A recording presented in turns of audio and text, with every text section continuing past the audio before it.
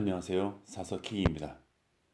오늘 소개해드릴 책은 한때는 피터팬 신드롬이라며 정신적 퇴행이라 여겨지며 평가절하되기도 했지만 현재는 어린 시절 감정을 추억하고 이를 유희로 즐기며 심리적인 안정과 휴식을 취하려는 현대의 어른들에게 각광받는 키덜트에 관하여 이야기하는 책. 키덜트 캐릭터를 추억을 상품화한다는 비판보다 순수한 감성 문화를 선도하는 도구로서 이해하고 사회, 문화적 순기능을 짚어봐야 하는 지금 우리가 접해야 할 키덜트 캐릭터라는 책입니다. 키덜트.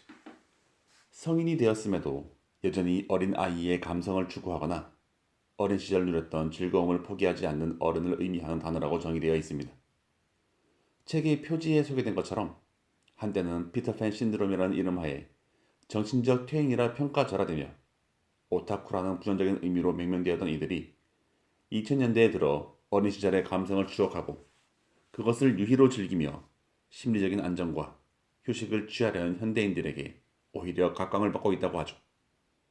그러한 결에서 오랫동안 꿈과 현실의 매개자 역할을 해온 여러 캐릭터들이 이제 키덜트의 정체성을 대변하고 있다고 합니다.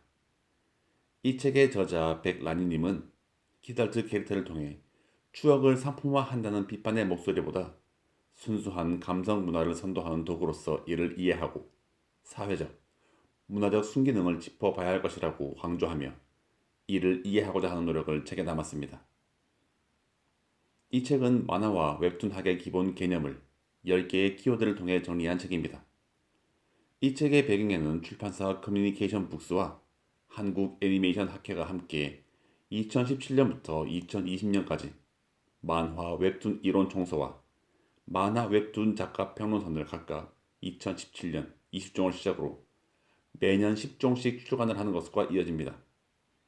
이 책에서 이야기하는 키워드는 슈퍼히어로 캐릭터에서 시작을 해서 그래픽 노블을 지나 스타워즈, 디즈니를 넘어 일본의 애니 산업의 근본 오타쿠와 롱셀러 캐릭터를 지나 한국의 키덜트 시장을 알아보며 마무리됩니다. 책의 소개에서는 만화와 웹툰, 애니메이션을 체계적으로 공부하고 싶은 독자들에게 드리는 기초 이론서라고 정리되어 있지만 그뿐만 아니라 애니메이션을 즐겨보아왔고 그 속에서 추억이 숨쉬고 있는 독자라면 그 이면의 이론을 이해하고 조금 더 그 산업을 이해할 수 있는 시간이 될 수 있을 거라 생각을 합니다.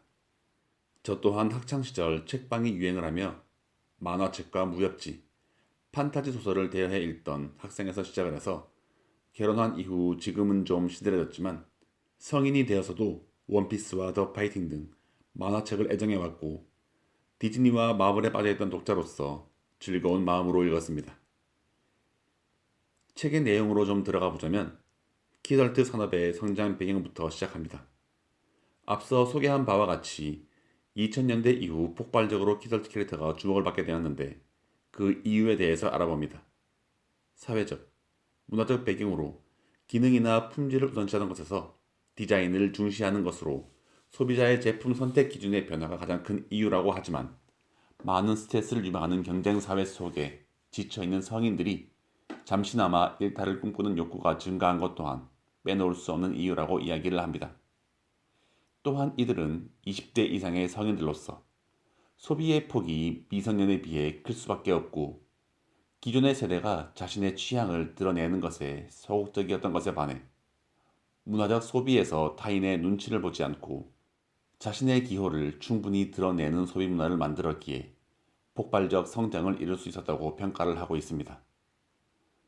더불어 사회학자 프랭크 프루디의 분류에 따르면 키덜트 세대는 일반적으로 어린 시절을 떠올리는 경험을 상품과 구매함으로써 안락함을 추구하는 18세에서 35세 사이의 성인을 지칭하고 있습니다. 하지만 저자는 이를 넘어서 우리나라에서는 사회 경제적 발전의 과정 속에서 형성된 소비자군에서 캐릭터 산업의 발전과 함께 이를 소비해온 세대부터 키덜트 소비자로 구분해야 할 것이라고 이야기를 하고 있습니다. 이들 키덜트 소비자와 함께 국내 키덜트 산업은 2011년 2천억 원에서 3년 후인 2014년 5천억 원을 넘어설 정도로 가파르게 성장을 하였고 이를 통해 전체 캐릭터 산업은 2005년에는 2조 750억 원대에서 2015년 10조 원을 넘을 정도로 10년 만에 5배의 성장을 이룰 만큼 급성장을 할 수 있었다고 합니다. 이러한 배경 속에서 키덜트 캐릭터 산업을 이끌고 있는 소유자에 대한 이해로 이 책은 시작이 됩니다. 이어지는 슈퍼 히어로 캐릭터에서 시작을 해서 그래픽 노블을 지나 스타워즈, 디즈니를 넘어 일본의 애니 산업의 근본 오타쿠와 롱셀러 캐릭터를 지나 한국의 키덜트 시장에 관한 자세한 이야기가 궁금하신 분들은 책을 통해 만나보시기를 바랍니다.